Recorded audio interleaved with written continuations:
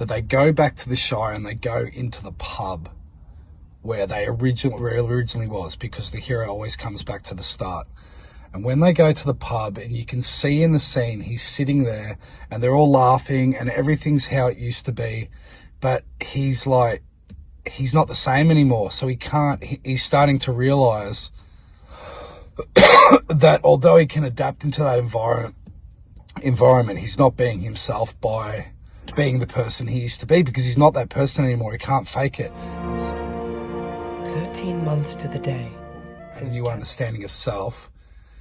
And then you're stuck with these people in your surroundings that are part of the collective, that are running on a collective blueprint, but you don't see the things the same anymore. And as much as you're trying to connect with these people the way you used to, and you want to, but there's a mourning there because you're not the same. You can't, there's not a vibrational match. There's not a sync there anymore, because you actually have gone through this whole process of the hero's journey.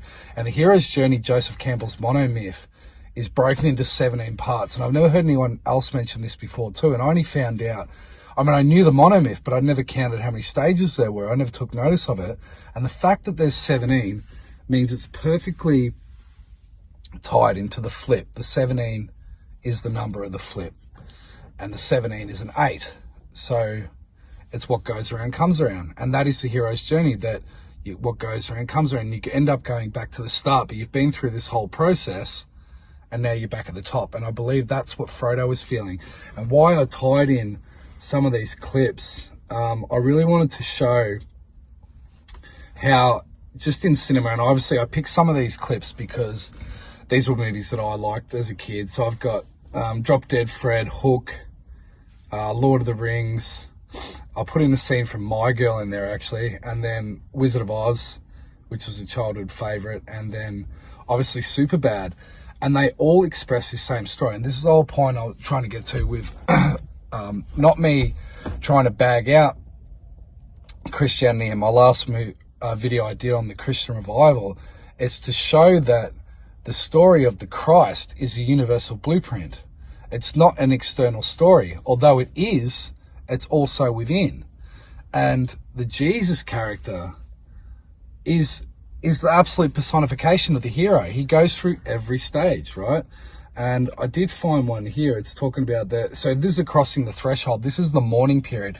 And what happens in this part of the story is there has to be so this is after the death and resurrection. They've gone through all that process, death and resurrection. And you need to keep in mind that within a hologram, everything is a fractal version of the whole. So we are all going on our personal hero's journeys. We go through these in time fractals, and there's huge time cycles that this carries out, and it also carries out on the wider population. And then if you start to look, people always go, oh, we're living in a movie. If you start to look at geopolitics and where human consciousness is at and these world events, and this is why people go, oh, don't focus on them, they're a distraction. But if you understand that they're part of the story, then you can see this story playing out on a greater scale. And this is why, to me, there has to be the story of the second coming, because it fits into the blueprint. But to me, whatever's being thrown out there, that is a fractalized microcosm of the greater blueprint. And what's actually the second coming is a second coming of humanity. It's a new human, right, that is stepping forward, and that we all have the ability to be Christ-like. And even when Christ ascends to heaven, right, there is the mourning of the disciples that are watching him right there, because he's come back from the death.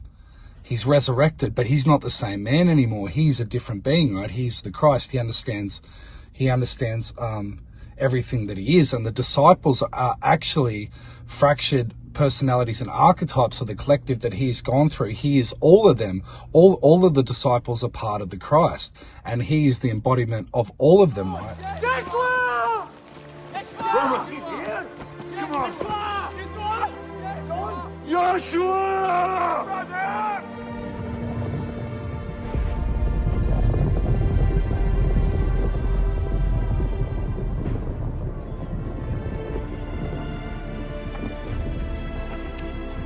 Brothers,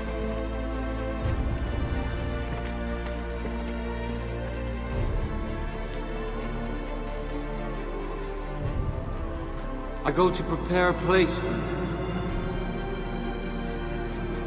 Go into all the world and preach the gospel to all nations. You will be my witnesses in Jerusalem and all Judea and Samaria and to the ends of the earth.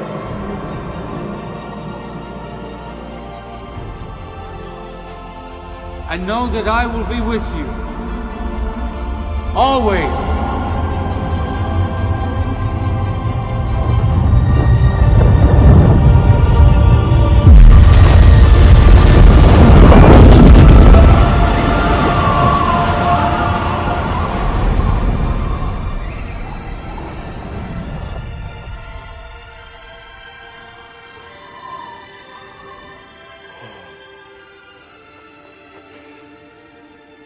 So it's like, as we go through this whole cycle, that you crossing the threshold, after he reveals his fleshly glorified self to his disciples, he leaves them with a charge to bring the gospel, the message of his life, death, and resurrection to the world. So he's telling them this story. This is a universal story. I want you to preach this, right?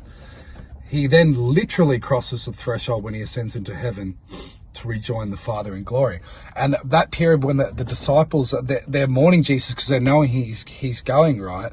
Because he's leaving behind them, which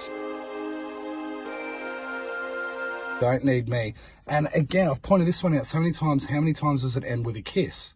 Because the kiss is that is the hero, because you're merging the two worlds, the feminine, the masculine, the seen, the unseen, the physical, the non-physical, the logical, the intuitive, all those things merging together that you understand both. And that's when Jesus, he ascends into heaven, because he's already been born, died and resurrected, and he's resurrected and brought back to the same reality. He's back in the same place, but he's not the same anymore. And now he's the master of two worlds. He's both been Son of God on the earth plane and in heaven, right? So he's the master of both. This is what she's going to. And there's the point of supernatural aid. So here in Drop Dead Fred, she's been giving the point of supernatural aid to go back to where she started, right? And it's the kiss. It's just like the Matrix. It's a kiss that brings her back. And notice in this scene that once she gives the kiss and then he vanishes, it's like she absorbs him too. And it's green as well too, which is, green is the color of the heart chakra. It's telling her, and then she goes in the hug and she brings the hug. And what's she doing? She's unified it. She's hugging herself, right? So the answer was always her, that Fred was this almost alter ego of her. But I'll go to the hook one. This is really cool.